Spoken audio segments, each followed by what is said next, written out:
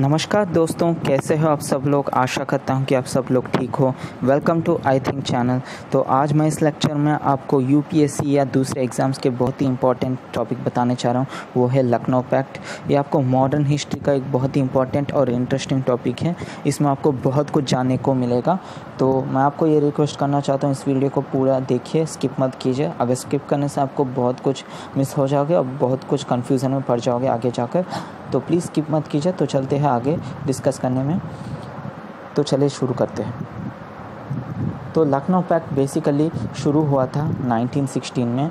यहाँ पे basically Indian national Congress और मुस्लिम लीग के द्वारा फर्स्ट टाइम यहाँ पे इस लखनऊ पैक्ट में इन दोनों के द्वारा मिलकर इस पैक्ट को बनाया गया था। तो ये फर्स्ट टाइम है जहाँ पे आईएनसी और मुस्लिम लीग फर्स्ट टाइम मिलकर इस पैक्ट को बनाया था। तो यहाँ पे आप मुझे एक क्वेश्चन पूछ सकते हो कि ऐसा कौन सा रीज़न है जो इन दोनों को मिलकर इस पैक्ट को बनाया गया था। तो इसका बैकग्राउंड मैं आपको बताने जा रहा हूँ आगे, तो प्लीज़ ध्यान से देखिए। तो बेसिकली क्या हुआ था, 1905 में जो बंगाल का पार्टीशन किया गया था लॉर्ड कुजन के द्वारा, तो तब हुआ क्या करता था, पार्टीशन इसलिए किया गया था क्योंकि जो वेस्टर्न सेक्टर है वो हिंदू मेजॉरिटी है और जो ईस्टर्न सेक्टर बंगाल है वो मुस्लिम मेजॉरिटी है। इसके पहले जो हुआ करता था बंगाल पार्टीशन के पहले, वो कुल मिला के पूरा वो सिर्फ हिंदू मेजॉरिटी था। तो लेकिन अब इस पार्टीशन के बाद जो वेस्टर्न सेक्टर हो चुका है वो हिंदू मेजॉरिटी है और जो ईस्टर्न सेक्टर है वो मुस्लिम मेजॉरिटी है। तो इसको लेके कांग्रेस ने ब्रिटिशर्स के खिलाफ लड़ाई की थी और इस पार्टीशन को लेके मुस्लिम लीग बहुत खुश इसलिए था, मैंने जैसे बताया था पार्टीशन के पहले पूरा हिंदू मेजॉरिटी हुआ करता था, लेकिन अब पार्टीशन के बाद इनको यहाँ पे मुस्लिम मेजॉरिटी मिल चुका है। तो इसको लेके मुस्लिम्स बहुत खुश थे, बट यहाँ पे जो कांग्रेस है इसको लेके बहुत नाराज़ थी और ब्रिटिशर्स के खिलाफ स्वदेशी मूवमेंट और बॉयकॉट रेजोल्यूशन पास किया गया था। ठीक है, तो यहाँ पे जब ये जो इंडियन नेशनल कांग्रेस ब्रिटिशर्स के खिलाफ पार्टीशन के खिलाफ खड़ा हुआ था, इसको लेके जब मुस्लिम लीग ने 1906 में 1906 में मुस्लिम लीग स्थापित किए गए थे, इसलिए ताकि जो ये कांग्रेस ने इसके खिलाफ प्रोटेस्ट कर रहा था पार्टीशन के खिलाफ, तो यहाँ पे मुस्लिम लीग ने 1906 में मुस्लिम लीग स्थापित की थी इनके खिलाफ, ताकि जो मुस्लिम लीग का इंटरेस्ट है प्रोटेक्ट कर सके। तो इन्होंने बेसिकली जब स्थापित किया गया था, तो जब बेसिकली इन्होंने ब्रिटिशर्स को सपोर्ट किया था। ब्रिटिशर्स को इसलिए सपोर्ट किया था, एक मिनट दोस्तों, सॉरी, ओके, ब्रिटिशर्स को मुस्लिम लीग ने इसलिए सपोर्ट किया गया था ताकि आगे मुस्लिम्स को जाके ब्रिटिशर्स के द्वारा कुछ फ़ायदा हो सके, सपोर्ट मिल सके। तो इसलिए उन्होंने ब्रिटिशर्स को सपोर्ट किया था। तो आगे जाकर ऐसा नहीं हुआ था। ब्रिटिशर्स ने इनके खिलाफ बहुत 3 रेजोल्यूशंस पास किए थे जो मुस्लिम लीग का जो ये देखकर 3 रेजोल्यूशंस को देखकर इनका डील टूट चुका था और ये जाके फिर से 1916 में आईएनसी से हाथ मिलाकर लखनऊ पैक्ट साइन किया था। तो ये हुआ था। तो मैं यहाँ पे ये भी डिस्कस करने जा रहा हूँ कि ऐसा कौन से 3 रेजोल्यूशंस हैं जो मुस्लिम लीग का दिल टूट चुका है ये 3 रेजोल्यूशंस की वजह से, और इनको जाके आईएनसी से मिलना पड़ा। तो ये 3 रेजोल्यूशंस मैं आपको डिस्कस करने जा रहा हूँ। एक मिनट, इसको अरेस्ट कर दूँगा मैं। ओके, तो ब्रिटिशर्स को जब मुस्लिम लीग ने सपोर्ट किया था, क्यों सपोर्ट किया था, ताकि मुस्लिम लीग का इंटरेस्ट है जो वो प्रोटेक्ट कर सके और मुस्लिम लीग का फेवर में ब्रिटिशर्स भी उनको कुछ फेवर दे सके और उनके फेवर में काम कर सके और उनके फेवर में रेजोल्यूशंस पास कर सके। तो इसलिए उन्होंने जाके ब्रिटिशर्स को सपोर्ट किया था। लेकिन आगे जाके ब्रिटिशर्स ने ऐसे रेजोल्यूशंस पास किए गए थे, 3 रेजोल्यूशंस पास किए थे। उनमें फर्स्ट रेजोल्यूशन है गवर्नमेंट ऑफ इंडिया एक्ट 1909। ठीक है, इसको मुरले मिंटो रिफॉर्म्स बोलते हैं। तो बेसिकली इसमें मुरले मिंटो रिफॉर्म्स में मुस्लिम लीग ने ब्रिटिशर्स को 2 डिमांड्स आगे रखे थे। उन 2 डिमांड्स में पहला था सेपरेट इलेक्टोरेट, ओके, और सेकंड था एक है वाइसरॉय एग्जीक्यूटिव काउंसिल में 2 इंडियंस को पेश करें, उनमें एक हिंदू होगा और दूसरा मुस्लिम होगा। तो ये दो डिमांड्स ब्रिटिशर्स के सामने मुस्लिम लीग ने रखा था। तो बेसिकली यहाँ पे फर्स्ट मैंने जो बताया था सेपरेट इलेक्टोरेट, ये क्या है दोस्तों? Okay, separate electorate. तो बेसिकली सेपरेट इलेक्टोरेट मतलब जो भी मुस्लिम मेजॉरिटी एरियाज है वहाँ के मुस्लिम कैंडिडेट्स को ही वहाँ पे इलेक्ट किया जाता है, और वहाँ के जो मुस्लिम लोग को ही उनको ही वहाँ वोटिंग राइट मिलेगा। जो दूसरा बाकी के रिलीजन है ना, उनको वोटिंग राइट नहीं मिलेगा। वहाँ के जो बेसिकली मुस्लिम कैंडिडेट्स रहते हैं वही इलेक्शन में पार्टिसिपेट कर सकते हैं, ना कि दूसरे पार्टिसिपेट नहीं कर सकते, और मुस्लिम कैंडिडेट्स को ही वोटिंग राइट मिलता था। ठीक है, वो बेसिकली यहाँ पे सेपरेट इलेक्टोरेट का कॉन्सेप्ट था। तो यहाँ पे मुस्लिम लीग ने सब जो भी कुछ मुस्लिम मेजॉरिटी एरियाज है वहाँ पे इन्होंने सेपरेट इलेक्टोरेट डिमांड की थी। और दूसरा है जो वाइसरॉय एग्जीक्यूटिव काउंसिल है ना, वहाँ पे इन्होंने 2 इंडियंस को रखने का डिमांड किया था, जिनमें एक होगा मुस्लिम और दूसरा होगा हिंदू। तो इसको जाके आगे ब्रिटिशर्स ने सिर्फ इनको 50% फेवर किया गया था और बाकी 50% इनका फेवर नहीं किया था। तो यहाँ पे क्या हुआ था, ब्रिटिशर्स ने सिर्फ सेपरेट इलेक्टोरेट जो है ना उसको मान लिया था, उसको एक्सेप्ट किया था। लेकिन ये जो वाइसरॉय एग्जीक्यूटिव में जैसे मुस्लिम लीग ने 2 इंडियंस जिसमें एक होगा हिंदू और एक होगा मुस्लिम, इसको जो एक्सेप्ट नहीं किया था, सिर्फ यहाँ वाइसरॉय एग्जीक्यूटिव में एक मेंबर को रखा, वो भी हिंदू है। तो ये हुआ फर्स्ट रिफॉर्म। तो सेकेंड रिफॉर्म ये हुआ कि एनलमेंट ऑफ बंगाल। तो बेसिकली जब यहाँ पे बंगाल पार्टीशन हुआ था, उसके बाद इंडियंस के द्वारा स्वदेशी मूवमेंट और बॉयकॉट रेजोल्यूशन पास किया था। तो इसको जाके आगे ब्रिटिशर्स के ऊपर बहुत प्रेशर बढ़ चुका है। तो जब ब्रिटिशर्स ने फिर से इसका जो पार्टीशन है कैंसिल कर दिया था, तो इसको लेके फिर से हिंदूज जो है खुश हो चुके हैं, लेकिन फिर से जो मुस्लिम्स है वो नाराज़ हो चुके हैं। ठीक है, ये सेकंड रेजोल्यूशन था। और थर्ड रेजोल्यूशन ऐसा था कि फर्स्ट वर्ल्ड वार में हुआ था। ठीक है, एक मिनट, फर्स्ट वर्ल्ड वार। ठीक है, बेसिकली फर्स्ट वर्ल्ड वार 1914 में शुरू हुआ था। तो उस टाइम हुआ क्या करता था, तो first world war allied powers और सेंट्रल पावर्स के बीच हुआ करता था ये लड़ाई। ठीक है, तो एलाइड पावर्स में हुआ कौन करते थे, एक है ब्रिटिश और दूसरा है फ्रांस और दूसरा है जापान, रशिया और इटली। ठीक है, और सेंट्रल पावर्स में कौन हुआ करता था, जर्मनी, ऑस्ट्रिया एंड हंगरी और बल्गेरिया और ओटोमन एम्पायर। तो यहाँ पे देखिए, ये जो ओटोमन एम्पायर हुआ करता था, यहाँ पे खालिफ ककर एक स्पिरिचुअल लीडर हुआ करता था। तो यहाँ पे ये जो स्पिरिचुअल लीडर है ना खालिफ, उनको जो दुनिया भर के मुस्लिम्स हैं उनको एक स्पिरिचुअल लीडर माना करता था, मुस्लिम के एक स्पिरिचुअल लीडर जैसा माना करता था, और उनको वर्शिप किया जाता था मुसलमानों के द्वारा। तो बेसिकली यहाँ पे आप सोच सकते हो, जो इंडियंस में जो मुस्लिम्स है वो किसको सपोर्ट करेंगे, ब्रिटिशर्स को सपोर्ट करेंगे या ओटोमन एम्पायर को सपोर्ट करेंगे।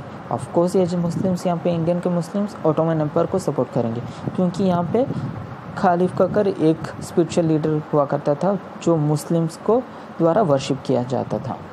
ठीक है, तो जब ब्रिटिशर्स ने इनके खिलाफ लड़ा था तो इसको जाकर मुस्लिम्स ने विरोध किया था, और मुस्लिम ने सोचा, इन 3 जो रेजोल्यूशन देखकर मुस्लिम्स ने सोचा कि आगे जाकर ब्रिटिशर्स से हमको कोई फ़ायदा नहीं है।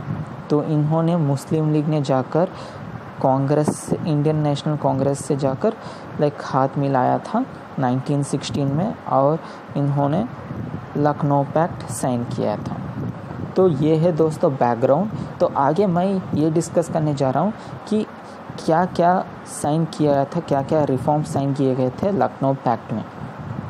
ठीक है, तो शुरू करने से पहले मैं आपको ऑलरेडी डिस्कस किया था, ये पूरा बैकग्राउंड है, यही सब मैंने जो आगे बताया था पीछे वाले स्लाइड्स में वही सब आपको यहाँ पे देखने को मिलेगा। तो शुरू करने से पहले मैं आपको ये बताना चाहता हूँ रिफॉर्म्स कि यहाँ पे जो कांग्रेस हुआ करता था 1916 में, जो लखनऊ में कांग्रेस सेक्शन हुआ था, तो जब कांग्रेस का प्रेसिडेंट कौन हुआ करता था, कांग्रेस का प्रेसिडेंट है अंबिका चरण मजूमदार, ठीक है, अंबिका चरण मजूमदार। और मुस्लिम लीग का प्रेसिडेंट हुआ करता था मोहम्मद अली जिन्ना, ठीक है। यहाँ पे आप पीछे जो बैकग्राउंड इमेज दिख रहा है वो आप पे देख सकते हो, ये है मोहम्मद अली जिन्ना और ये है महात्मा गांधी जी। तो ये फ़ोटो खींचा गया था लखनऊ पैक्ट में, जब इन दोनों के द्वारा ये दोनों जब लखनऊ पैक्ट में मिल चुके थे, जब ये फ़ोटो खींचा गया था, यही है वो फ़ोटो, ठीक है। तो चलिए शुरू करते हैं। तो फर्स्ट रिफॉर्म है सेल्फ गवर्नमेंट इन इंडिया। तो बेसिकली यहाँ पे देखिए, इसको डोमिनेंट स्टेटस भी कह सकते हो आप। यहाँ पे जब ये लखनऊ पैक्ट में मुस्लिम लीग और कांग्रेस के द्वारा मिले थे, जब इन दोनों ने ये डिसाइड किया कि इन दोनों मिलकर सेल्फ गवर्नमेंट स्थापित करेंगे, ओके, ये डिसाइड किया गया था। ये फर्स्ट रिफॉर्म था। और सेकंड रिफॉर्म में ये डिस्कस किया गया था representation in central legislation, okay. तो बेसिकली हुआ क्या करता था, मुरली मिंटो के 1909 रिफॉर्म्स के हिसाब से आपको सेंट्रल लेजिस्लेटिव असेंबली जो है ना, उसमें आपको सिर्फ 60 सीट्स हुआ करता था। तो इसको लेके मुस्लिम लीग और इंडियन नेशनल कांग्रेस ने ये डिसाइड किया कि 60 से बढ़ाकर इसको 150 किया जाए, और इस 150 में आपको 75 मेंबर्स इंडियंस होंगे, और इन 75 मेंबर्स में आपको 1/3 यानी कि 25 सीट्स मुस्लिम लीग को मिलेगा, और बाकी का जो 50 है वो हिंदूज़ को मिलेगा, ओके। ये डिसाइड किया गया था। ये है आपको representation in central legislative assembly, ये सेकंड रिफॉर्म हो चुका है। और थर्ड रिफॉर्म है दूसरा सेपरेट इलेक्टोरेट। मैंने जैसे आपको पिछले स्लाइड में आपको बताया था, सेपरेट इलेक्टोरेट मतलब मान लीजिए अगर एक एरिया में मुस्लिम्स जो मेजॉरिटी रहने से वहाँ के जो मुस्लिम्स को वोटिंग राइट मिलेगा, और वहाँ के मुस्लिम कैंडिडेट्स ही इलेक्शन में पार्टिसिपेट करेंगे, ना कि दूसरे लोग पार्टिसिपेट नहीं करेंगे। तो ये सेपरेट इलेक्टोरेट हुआ। यहाँ डिमांड किया गया था कि ये जो 25 सीट्स बताया था ना पिछले स्लाइड्स में, वो 25 सीट्स में आपको सेपरेट इलेक्टोरेट दिलवाने की डिमांड किया गया था मुस्लिम लीग के द्वारा। तो ये भी इन दोनों के द्वारा एक्सेप्ट किया गया था, ठीक है। और फोर्थ रिफॉर्म में चलते हैं, वो है कम्युनल वीटो इंट्रोडक्शन, ठीक है। तो बेसिकली यहाँ पे ये डिस्कस किया गया था, अगर कोई भी बिल सेंट्रल लेजिस्लेटिव के द्वारा पास किया जाए तो फ्यूचर में जो पर्टिकुलर कम्युनिटी को अफेक्ट करेगा, उस बिल को पास करने के लिए यहाँ पे ये डिमांड किया गया था कि 3/4 ऑफ दैट कम्युनिटी, अगर मान लीजिए कल के दिन ये जो मुस्लिम कम्युनिटी है उनके खिलाफ कोई ऐसा रेजोल्यूशन लेकर आने से जो इनके कम्युनिटी को अफेक्ट कर रहा है, तो इसको पास करने के लिए क्या होना चाहिए, 3/4 ऑफ द कम्युनिटी मेंबर्स, जो मुस्लिम कम्युनिटीज़ है उनमें 3/4 मेंबर्स इसको सपोर्ट करना चाहिए, तभी ये जाके आपको पास होगा, वरना नहीं पास होगा। तो ये वीटो का डिमांड किया गया था इनके द्वारा फोर्थ रिफॉर्म में, ठीक है। तो नेक्स्ट चलते हैं, नेक्स्ट फिफ्थ रिफॉर्म में ये डिस्कस किया गया था इन दोनों के द्वारा, वो है separation of judiciary from executive, ठीक है। बेसिकली यहाँ पे सेपरेशन ऑफ पावर्स के द्वारा बात किया गया था, ताकि वो जो एग्जीक्यूटिव है जुडिशरी के मैटर में इंटरफेयर ना करे। तो ये है separation of electorate, separation of judiciary from executive. I am sure आपने इसको पॉलिटी में पढ़ा हुआ, कि यहाँ पे जो एग्जीक्यूटिव है जुडिशरी मैटर में इंटरफेयर ना कर सके। तो जुडिशरी जो भी कुछ लॉस एग्जीक्यूटिव के द्वारा पास करेगा उसको जस्टिफाई करेगा अगर कोई इफ़ेक्ट कर रहा है तो ये डिस्कस किया गया था। तो 6th रिफॉर्म में चलते हैं। तो बेसिकली यहाँ पे 6th रिफॉर्म में ये डिस्कस किया गया था, जो भी इंडियन स्टेट्स के जो सेक्रेटरीज रहते हैं उनका सैलरीज आप ब्रिटिशर्स के फ़ंड से पे किया जाएगा, ना कि इंडियंस के फ़ंड से ना पे किया जाएगा। ओनली ब्रिटिशर्स का जो फंड है उनके द्वारा ही उसमें से आपको इनका सैलरीज पे किया जाएगा। तो ये डिमांड किया गया था। ओके, और लास्ट डिमांड है, आप 7th डिमांड को देख सकते हो। जो भी लेजिस्लेटिव काउंसिल मेंबर्स का टर्म इसके पहले हुआ करता था, सिर्फ 3 ईयर्स हुआ करता था, 3 साल हुआ करता था। लेकिन इस लखनऊ पैक्ट में आपको ये डिमांड किया गया था कि लेजिस्लेटिव काउंसिल मेंबर्स का टर्म 3 साल से लेकर 5 ईयर्स को बढ़ा सके, 5 साल बढ़ा सके, ये डिमांड किया गया था। तो ये है रिफॉर्म्स। तो मैं आगे आपको स्लाइड में दिखाने वाला हूँ ये सब कुछ। देखिए, मैंने जैसे डिस्कस किया था, आपको सेल्फ गवर्नमेंट डिस्कस किया गया था, abolition of Indian council, separation of executive from judiciary, salaries of secretary of the state for Indian affairs to be paid from British coffer, not from Indian funds, and 1/3 of the representative to be given to the Muslim in central government। ये भी discuss किया गया था। और ये भी discuss किया गया था number of Muslims in provincial legislator to be laid down for each province, ये भी डिस्कस किया गया था।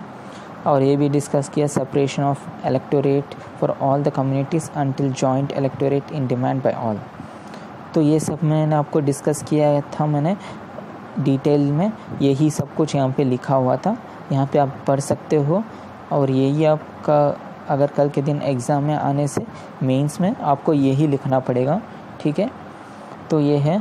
और इसको रिज़ल्ट्स क्या मिले, लखनऊ पैक्ट को देखिए, इसका रिज़ल्ट्स क्या देखने को मिला, ये मैं डिस्कस करने जा रहा हूँ। तो बेसिकली हुआ क्या करता था, तो ये फर्स्ट टाइम जब 1916 में कांग्रेस सेक्शन हुआ था, फर्स्ट टाइम यहाँ पे लखनऊ में मुस्लिम लीग और इंडियन नेशनल कांग्रेस दोनों मिलकर यहाँ पे सामने आए और दोनों के द्वारा इक्वली काम किया था और दोनों के द्वारा ब्रिटिशर्स के खिलाफ फाइट किए थे इन दोनों ने। तो बेसिकली ये देखकर जो इंडियन में हिंदू और मुस्लिम रहते थे उनके बीच एक कम्युनल हार्मनी मेंटेन हुआ था इसको लेके, और एक ब्रदरलीहुड रिलेशन मेंटेन हुआ था।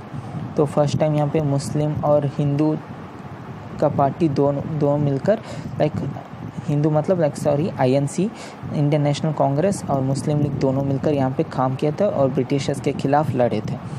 तो लेकिन ये सिर्फ शॉर्ट टर्म था, लॉन्ग टर्म में ये इन दोनों के द्वारा मिलके नहीं हुआ था। लॉन्ग टर्म में मुस्लिम लीग और इंडियन नेशनल कांग्रेस दोनों बिछड़ चुके थे। ओके, तो लॉन्ग टर्म में इनका ये जो ब्रदरलीहुड था ये आपको देखने को नहीं मिलेगा। ये दोनों लॉन्ग टर्म में जाकर बिछड़ गए थे। ये सिर्फ शॉर्ट टर्म था, जो कुछ भी आपको देखने को मिला इन दोनों के द्वारा काम किया गया था, इन दोनों के द्वारा जो भी डिमांड्स ऑर्डर किए थे ब्रिटिशर्स को, ये सिर्फ शॉर्ट टर्म था। आगे जाकर इन दोनों के द्वारा बिछड़ गए थे, ठीक है। तो यही है, आप यहाँ पे आपको देखने को मिलेगा। यहाँ पे जो कुछ भी 4 पॉइंट्स है वही है, बेसिकली यहाँ पे वही बताया जा रहा था। तो ये है दोस्तों आज का लेक्चर। अगर ये लेक्चर आपको पसंद आने से लाइक कीजिए, शेयर कीजिए और सब्सक्राइब कीजिए। अगर पसंद आने से डिसलाइक कीजिए, और डिसलाइक क्यों किया ये भी आप ज़रूर फीडबैक दीजिए नीचे कमेंट सेक्शन में। अगर आप इसका PDF अगर आप इस PDF को होना चाहिए तो आप हमारे टेलीग्राम चैनल पर फॉलो कर सकते हो। इस टेलीग्राम चैनल का लिंक आपको नीचे डिस्क्रिप्शन में मिल जाएगा। तो यही है दोस्तों, मिलते हैं अगले वीडियो पे। जब तक स्टे होम, स्टे सेफ। धन्यवाद। जय हिंद।